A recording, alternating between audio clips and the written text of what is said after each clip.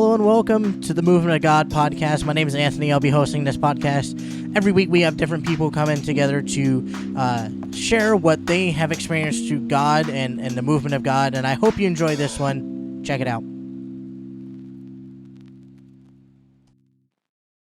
Thank you guys for tuning in to the Movement of God podcast. Today on the podcast, I have a good friend of mine. His name is Matthew. Matthew, so you have a podcast actually with your two siblings, your brother and your sister, and it's called 3 PKs on a podcast. Yes, 3 PKs on a podcast. It's like the play on 3 Ps in a pod, but it's PKs in a podcast. Yeah. Okay. And it changes, it varies through platforms, how it's actually looked up, but yeah, that's what you got to look up. 3 PKs on a podcast. Sometimes it's the digit 3, sometimes it's the word 3 spelled out. But yeah. And you guys post every Sunday. It comes out. Just about. Yeah.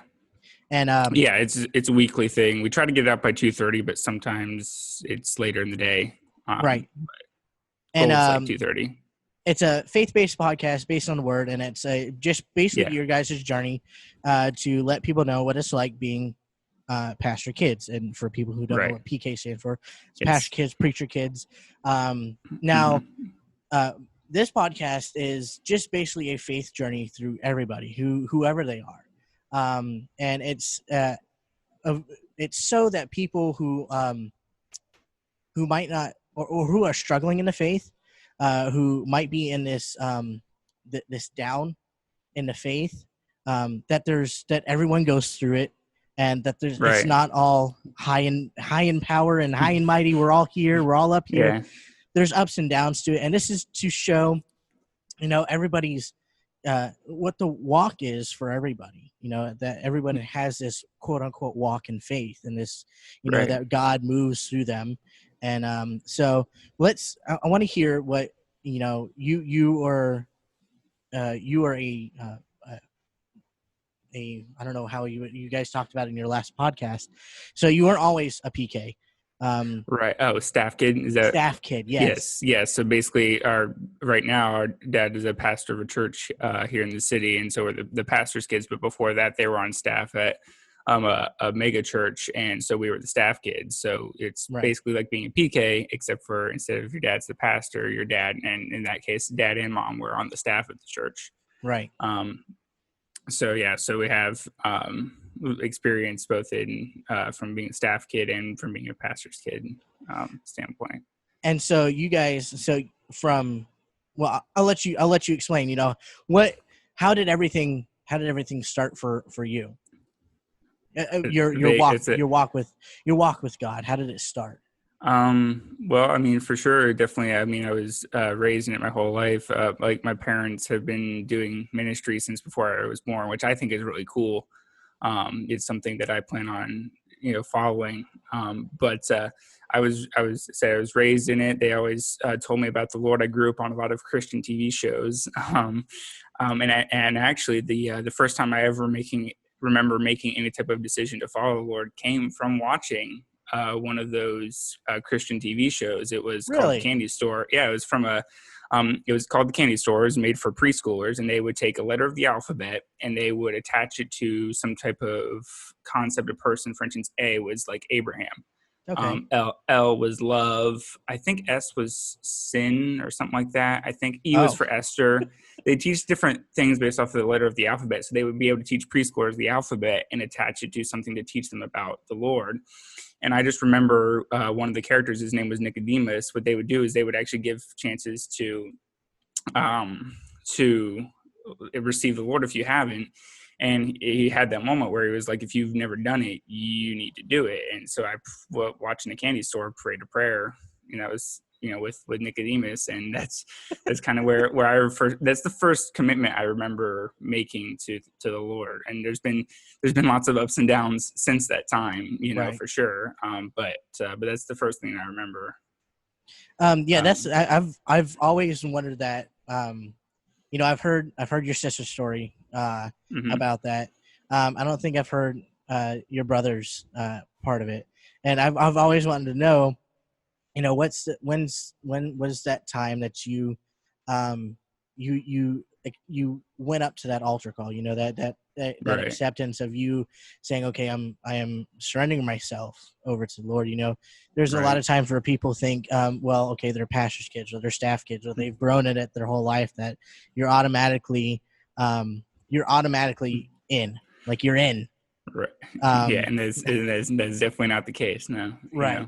And that's a really cool thing to hear, is that someone who has grown up in it did take the time to say, okay, I am saying this prayer with my whole heart, and I'm surrendering to the Lord. Mm-hmm. And that's really cool. So you guys were at a church, at a mega church, Mm-hmm. and I've never had that experience. And then so what brought you guys to this area where we're at right now? The call of the Lord, really. My parents were on staff, and they had a chance to visit the area through time, and they felt the Lord was calling them to start a church here. And they went through like a couple of different nearby cities, and they were checking to see, is this the area? And it was like, no, that's not quite it. Is this it? And it's like, no, that's not quite it either. And they finally got peace about this city. And before we moved down here, we actually had a chance to come on vacation as a family, and they basically said, this is what we feel we're supposed to do. What do you think of the idea? What do you think of the area? And it was funny, actually, our vacation, we were actually staying in another part of the state, but we had a chance to take the first part of the vacation here and then go up there. And it landed right at the time of the BP oil spill. Oh, nice. So when we were first in the area, it didn't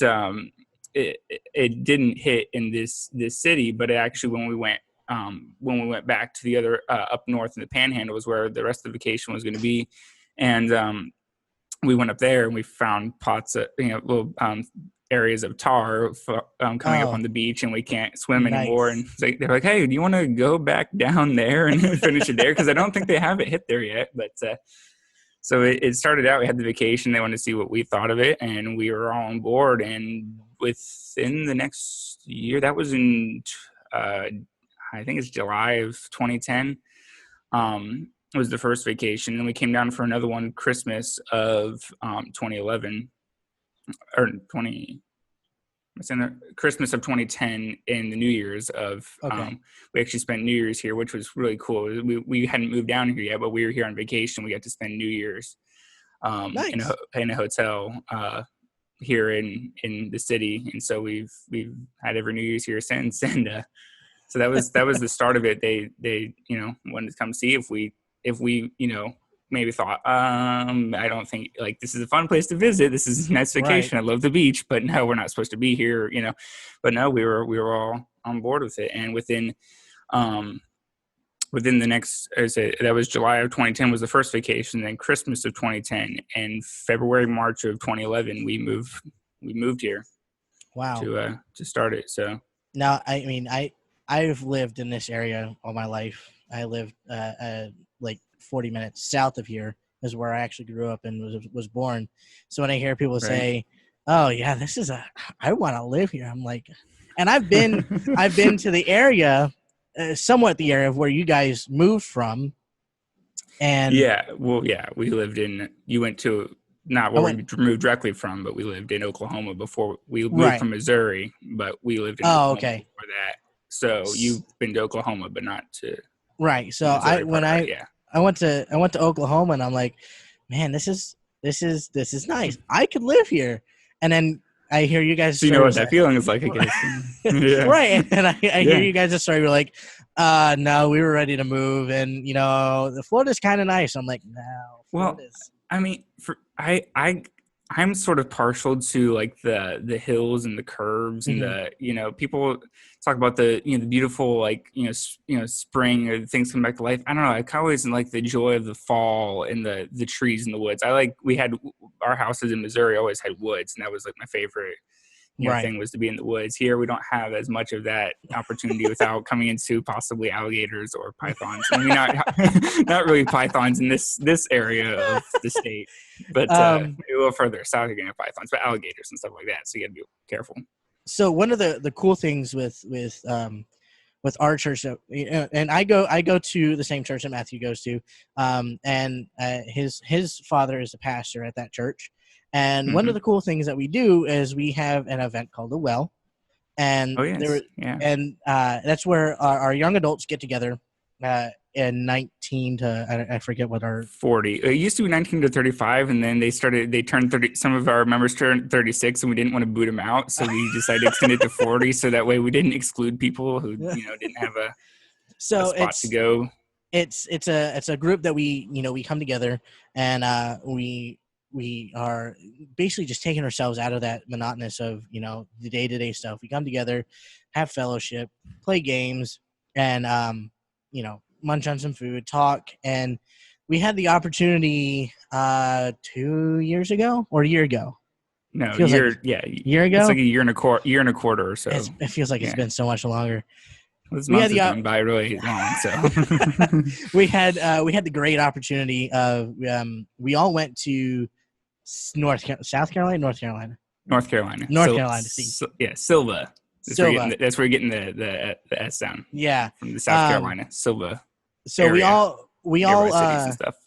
we all pitched in. We all rented the Airbnb up there, and we all 9 of us, Yeah. 2 cars, and we drove from we're in South Florida, and we drove from South Florida like 8 hours. Yeah, it was. Somewhere. It took a little bit longer because we took stops. I think it was around 10, 11.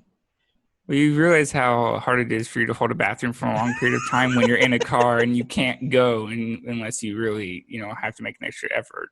And so we drove. We left on a Sunday. So our church starts at. We left after church. Yeah. Yeah, our service starts at 1. So because getting up in the morning is not really our favorite. It's not fun. And Matthew and I both, and almost half of our well group most of the group, yeah, I think so, is in either the praise and worship team at our church, or they do something with the church to help the church. To help the church progress. So we right after church, we packed up everything. We were all of the vehicles were already packed, and we, hey everybody, thanks, have a good one, bye. I think we had I want to say farewell, but it's not really farewell, but like a prayer, for safe travel as we were leaving, and everyone was like, bye, as we were driving away. We're all big smiles on our face because we spent a week, 9 of us that we've never really spent, other than siblings, never really spent close. I mean, it was one house, 9 people, cabin in the woods, cabin in the mountains. In the Carolinas. And I mean, like you had to go up a really steep bank to get to the house. The neighborhood was a mountain neighborhood. Like you're going up hill and curve to get to the house, and then you got to go down a hill to get actually to your driveway. Yeah. So, again, them coming from Matthew and his family coming from Oklahoma and the Missouri area, they have some. At least your sister had some experience driving in mountainous. Yeah, I didn't have any experience driving in it, but riding in it, yeah. And I've traveled. I've never really been somewhere like that. When I went to Oklahoma, we were there for about a week, but we didn't drive. It's not the most hilly area. Not like that. Not like the mountains of North Carolina. And, they're not necessarily major mountains, but not in that area for sure. But so we, I remember getting, and it's pitch black when we get there. Mm-hmm. And I remember getting to the road because I don't know. I think you were still in the car with us at that point. I think. And I don't know. And us looking at this entrance to where it was a little frightening. I think. Well, again, so much of the unknown. It was like it's again, we're going up into the mountains of the Carolina. We were right across from basically the Blue Ridge Parkway. Yeah, the Blue Ridge Parkway was nearby. Great stargazing, by the way. Yes. And I remember getting to the entrance, and I'm like, okay, well, this looks cool. And, as we keep on going, it just keeps on the incline increases Oh, in the tremendously. neighborhood, yeah. Yeah, I mean, you start at Uh-huh. this, it's nice, and you got this incline, and then I remember getting to a point to where I felt like we were just 90 degrees. We just went from a plane to straight up and down, Straight going up. Yeah. up this It's the thing mountain. where you see, here comes part of, the street of the neighborhood. It's like, okay, stop, get ready, rev up your engine, boom, boom, boom, boom. You have to get up the momentum to, And I think get up about it, that I'm like, hill. I remember being there, and I would love to live there because I love that area, but I also want a manual car, and it's like, Not that's in that area, you don't not know. only are you might break your car, your knees are gonna be in so much pain Ooh, clutching that whole yeah. time up that hill. But See, I don't know much. Like I heard about manual cars. I don't know much about them others. I think it'd be fun to learn, but I don't know what it takes to drive one exactly. Other than you have to use like one foot on the clutch, one on the gas, and something like yeah, that. you But drive with both feet. So if you've never really done that before, it's kind of different. is it like Um, dancing where if you have two left feet, it's a bad thing? I don't know. It might be actually better if you have two left feet because Or I should don't it be know. two right feet? I don't know. So, but I did bring up Anyway, um, praise and worship, and we're both on our praise and worship team. What started you? hmm What started you into that? into the praise and worship team. Yeah. So we were, I had some when we lived in Missouri, and it was actually not within the last couple of years before we actually moved down here. I took some piano lessons, and there was a lot of discipline involved. Therefore, at that age, I did not like it, because discipline and me didn't totally get along.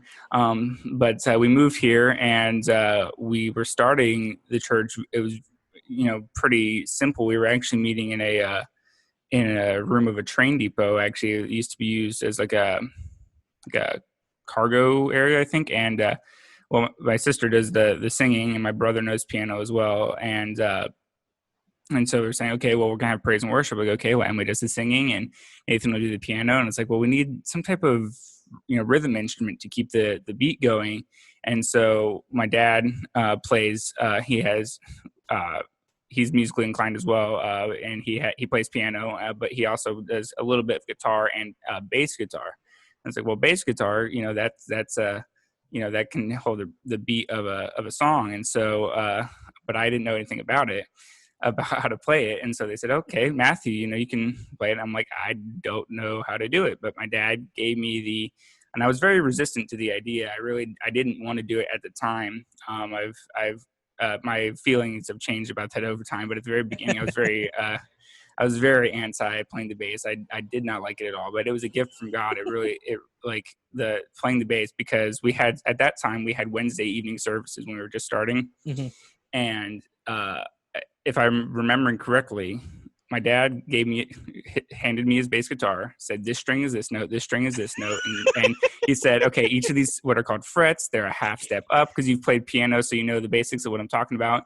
Here's the chord sheets that we're going to do for service. And I practiced them Monday and Tuesday and Wednesday. And then I was playing it Wednesday for the service. So that's how I got started. And I was very resistant, and I did it for a while. I was very nervous. I mean, we only had just some friends of ours, that people that we knew that were starting with us. So I knew everyone that was in the congregation at the time. So it wasn't that frightening. But I was like, I don't know what I'm doing. But one of the things that really stuck out to me during that time is my mom, words that she said to me that I've kept with me since that time. Because I'm still on the praise and worship team today. I was able to sneak out of it for a little bit when I didn't want to do it, because I was like, oh, I want to help with the media team. And it became hard for me to go back and forth between the media team and the praise team. And I snuck out of it for a little bit. But then one day I was like, okay, Lord, I'll do whatever it is that you want me to do, and, to serve you. And I'm in the church praying this, and I look behind me. He's like, okay, play bass guitar. And I was like, okay. So that's how I got back into the praise and worship team. But when I was first starting, she basically told me about that it was important to focus on the Lord. Mm. And if I messed up, it wasn't important, because my mind needs to be on the Lord. And so do the people who are in the congregation. Right. And if they're noticing that I'm messing up, their focus is on the wrong place. So I just need to be where I need to be focused on worshiping the Lord and playing this, and don't be concerned about, oh, I'm messed up, everyone's going to look at me and think I'm, a total failure, or whatever the case may Yeah. be. My focus needs to be on the Lord, and so does theirs. So if they're sitting me and calling me out, oh, you really messed up at that one point when you did this and this, it's like, well, you shouldn't have been focusing on the fact that I messed up.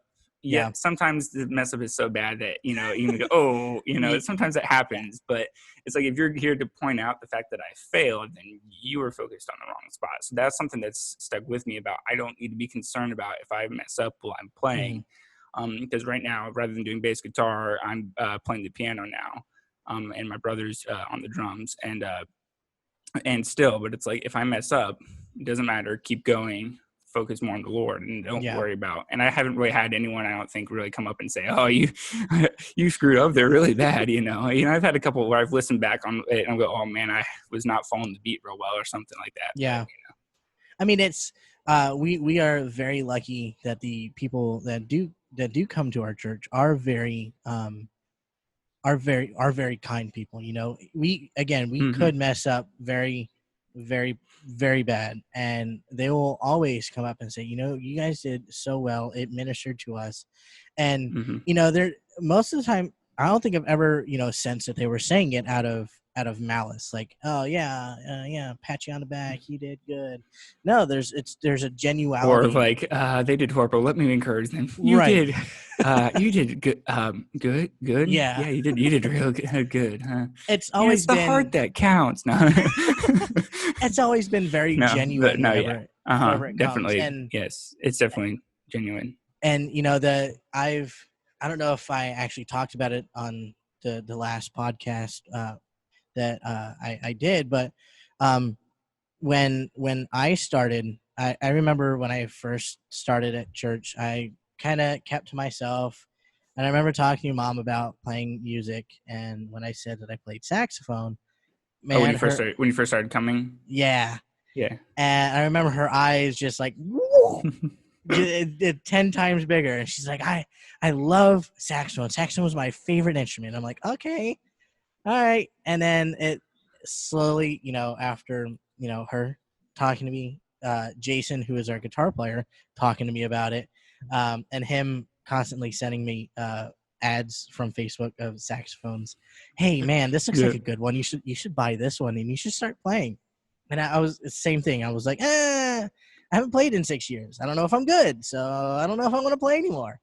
And they're like, oh well, why don't you try? I'm like, well, I don't know. And then here comes a saxophone case. I'm like, oh no.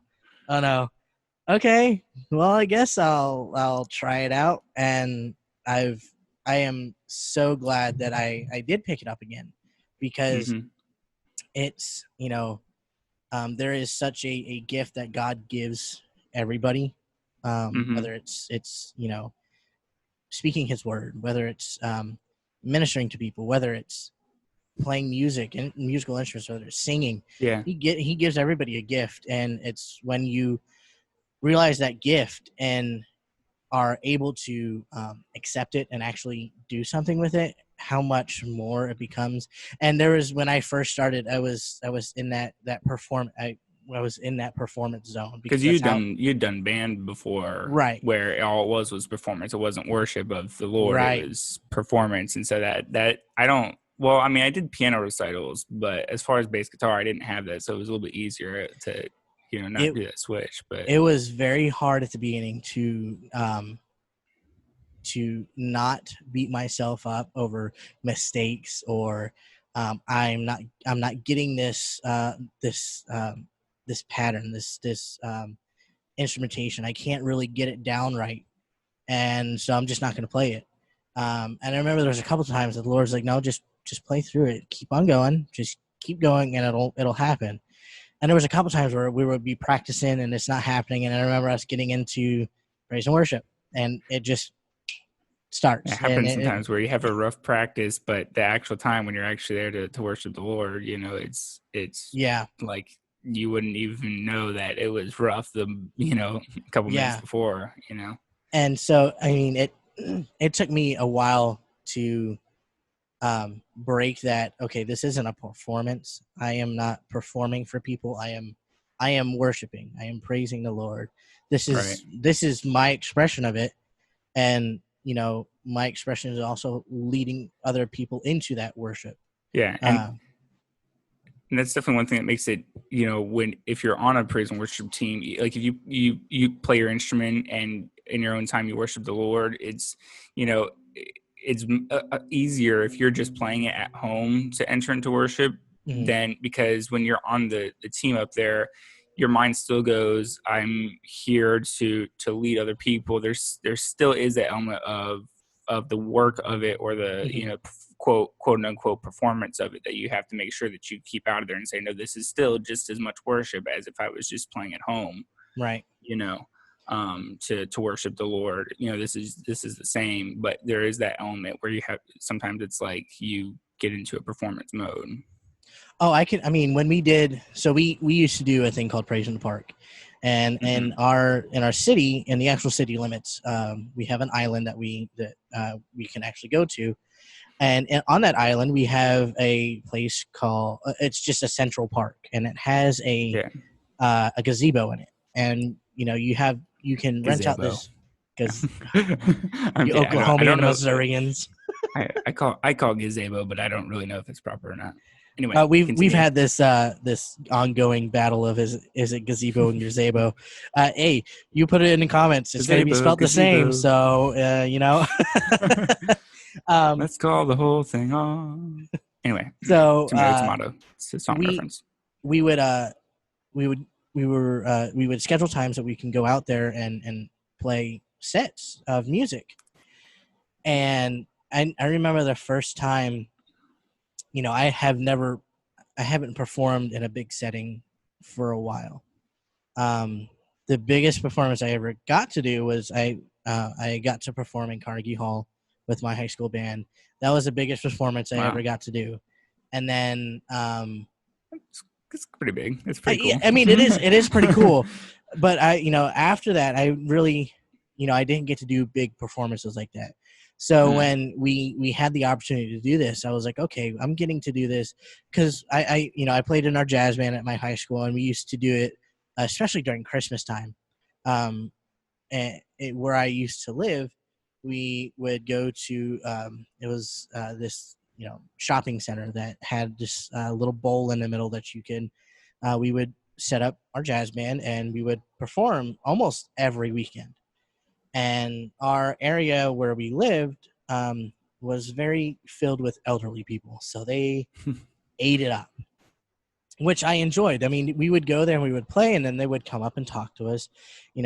How long have you been playing? I love this music. You guys, all this and that. And we used to do that. And when I heard that we were going to do this, I was like, sweet, I haven't got to do this in so long. I can't wait to go out there and do it. But what made it even better was being able to do it with God behind it, with the Holy Spirit directing us. And it was such an amazing, it was so moving. We did, I forget how many we actually did. I know one or two of them got kind of rained out because, rain. Yeah, we were singing, I think it's How Great Thou Art. It's like, I see the stars, I hear the rolling thunder, and off in the distance we've got storm clouds going off. So we're like, oh, well, maybe we shouldn't have picked the songs that talk about rain and thunder, because that's kind of it's a fun memory for me. We all had to pull our equipment in, huddle inside the gazebo while the storm passed, and try to get it into the truck without getting it wet. And that was it was such a, that one, not a lot of people came out to that one, again, because, in the forecast it was rain. So everyone was like, well, I don't know if we would really go. But there were still people that, were walking by, were walking down the main street, still stepped in and still listened. So it was, that God was still able to minister to people through what we were doing. Even though that there wasn't, 100 people or 1,000 people sitting in a room or sitting out on the lawn. And it just makes it so, the name of this podcast is The Movement of God, and it shows how God can move through people's life, even if they're not, focusing directly on it. God will, that seeds will be planted, and it will grow if it keeps on getting watered, and hopefully when they hear that they'll start getting watered. Um, and so I really, praise and worship is one of my favorite things to do. I'm so glad I started doing it, and so glad that I was talked into it. But so one more thing that you do, and I started doing last year, which I really like doing, is puppets.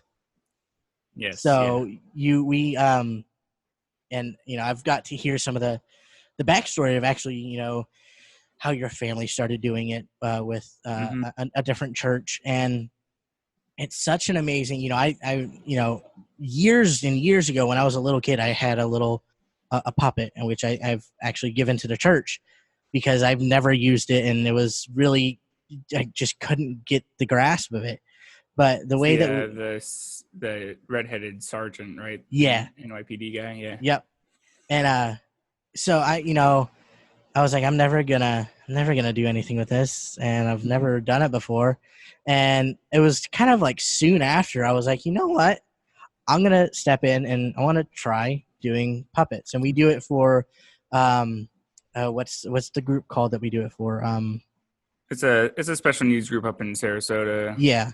Yeah. And so we do it for them, and they thoroughly enjoy it. And each time we do different different meanings behind it, different meanings from the Bible about it. Well, we do regularly for the past couple of years. We've done a Christmas and an Easter program for them, and so that topic is sort of set because it's very specific. Christmas, we're talking about Jesus's birth, and then Easter, we're talking about his crucifixion, his resurrection. But we also do them like throughout the year at different times, and so we may pick a different topic. Then we may talk about faith, or one time we talk about praise, how it's important to praise the Lord. It's different things like that. So we'll pick different topics depending on what time of year it is to do. But so tell us how you got started in that type of ministry, because it is a ministry. You're going out and you're spreading the word. Absolutely. You're spreading the word to people who might, and which does, it really touches my heart, because you're spreading the word to people who might not ever get to hear it. People think that these individuals won't comprehend or can never comprehend what the glory of God is, so they just don't talk to them about it. Which is not true, and it's actually one of the cool things about going to that group is there's the most unjudgmental people that you'll probably ever run across, and that makes it really helpful because even though we talked about where it's like you don't care about if you make the mistakes and you be focused on worshiping the Lord, and someone in this situation, even if you mess up while you're doing a puppet show or something, will just focus on the fact that you are here to minister God's word. Don't worry about the mistakes, but you still get in that moment of, oh man, I may mess up, maybe this isn't good enough for them, but it's like they just love the fact that you're there to share God's word with them in the puppet show. And so it's really awesome. As far as getting started with it goes back to kind of what you mentioned, that my parents have been doing it since before I was born. They've been involved in puppets and ministry of that kind. The church that they were going to was very much involved in it, and so I kind of grew up in it a little bit. That I looked forward to it, because when I was a kid, the church that we went to when I was growing up in my kid years, I guess you'd call it, rather than my teenage years. But it was like there wasn't really much to help with, volunteer with in that respect until you turn like 13 and got in the youth. Mm-hmm. So I always look forward to the point where when I could turn 13, I could join the puppet team. That was just something I was looking forward to, but we did separately with a group that we were a part of back when we lived there. We actually went to nursing homes, and we actually wrote skits. It wasn't really puppet based, but it was similar concept. It was actually me and my brother. We would write skits together. I have one skit that is like my absolute favorite that I love in memory, is It was called GNN, which was the Good News Network, and all they did was report the good news. Mm-hmm. But the problem was they sent out their reporter. We had a very cynical view of the media at the time, because they were always reporting bad news. We found out that CNN was cable news network. I'm like, oh, that's really cool, but it's like, oh, media is posting bad news. Well, the situation where they have good news. So our reporter on the spot was Bob Big Mouth. And he was going out and he was getting those hot stories about good things that were happening. The problem was pretty much all of his stories were always bad news. Oh no. Like, we're the Good News Network. We're only supposed to report good news. This is not good news. Get out of here. Get to the next story. And we're like, okay, so our next story is this.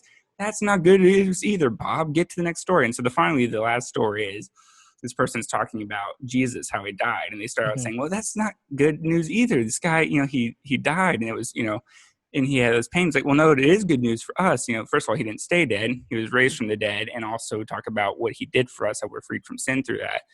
That's my favorite skit. I can't find it anywhere. I wish I could. But, and so we would do things like that. And it wasn't really puppet based, but that's like my favorite memories is growing up doing that kind of outreach. And so when we got the chance to do this, when we had the chance, ours are more puppet based more than skit based, because that was more so we had a bunch of kids that were it was a homeschool group, and so it was kind of like a variety show for them at the nursing home, and the main attraction was the play. But doing puppets has always been like something we would use for our kids ministry and things like that. But it was great to be able to go and do it for the special needs people. Which is, I don't even really know, because I was much younger when we actually got in connection with these groups. As far as getting started, I believe it was one of our church members at the time had a connection with the groups, and they told us about it, and they got us connected and got us started, and we started doing puppet shows for them. We've been doing them for several years for sure. I wasn't always, me and my brother headed up before, but before that, my sister was in charge of it. And it's been, I'm trying to think. At least 5 years, I want to say, that we've been doing it. But yeah. All right. So we're getting towards the end. And so one thing I do like to talk about is, we start this podcast of how you and God started, how that walk has started. Now I like to always end it with, what is God, what are some things that you and God are working on right now? And what are like the goals that you and God have for the future? So I mentioned already earlier, of course, what I'm doing right now. I'm with my siblings. We're doing that PK podcast, and that started just because there doesn't seem to be too much out there for pastors' kids to relate to, and we wanted to be out there and say, hey, this is what it's like to be a PK, and and just have something to relate to and minister God's word. As far as my plans for me, like I said, my story, my first moment that I remember committing to the Lord was through a Christian TV show. And so if you hear me talk about, the Candy Sort of Gospel Bill a lot, you now understand why, because it's connection to the first time I remember, committing to the Lord. So for me, it's, that was my childhood dream, and it really still is to use things like that, because they are powerful. It may seem like, oh, it's just entertainment. I don't really know if it has any power to it. That's how I started my walk. And I'm sure there's hundreds of, kids out there who watch that show and other shows who became believers because they watched that show. And so my hopes and plans is to kind of continue that, and to use entertainment and put the word of God into it, and to teach people God's word, and to share his gospel, to preach the word, to evangelize through television and through preaching. That's where I'm headed. In the long run. All right. So I just want to say thank you again for Matthew for coming on. Matthew, why don't you tell us your church that you go to, where we can find maybe some links for the church for people who might not have a church and want to get connected, and shout out the podcast again, where they can find it, and Facebook. Yeah. Okay, so it's Abounding Grace Fellowship. It's iabound.org is the site, and And let's see. And then our podcast, again, it's 3 PKs on a podcast, 3 Ps in pod, that kind of thing. three PKs on a podcast. You can find that on Facebook. You can find it on, technically it's on YouTube, and we link to it on Facebook, but you can find it on Facebook using that. iTunes, Spotify, iHeartRadio, TuneIn. Okay. Yeah, I believe those are all. All right. And so I listen to their podcast. It's a really good podcast. If you ever have any questions, it's if it's a good podcast, it really is. I mean, I listen to it usually when I'm driving for work. I'll throw it on. It comes out every Sunday. And then, so this podcast is called, if you're listening to it, you know what it's called. It's called The Movement of God. You can find us on Facebook. You can find us on Spotify, on Anchor, and there's a couple more that I'll be posting on. So again, thank you, Matthew, for coming on and doing this with us. Thank you for having me. No problem. And to everyone out there, thank you for listening, and I hope God blesses you. Have a good one.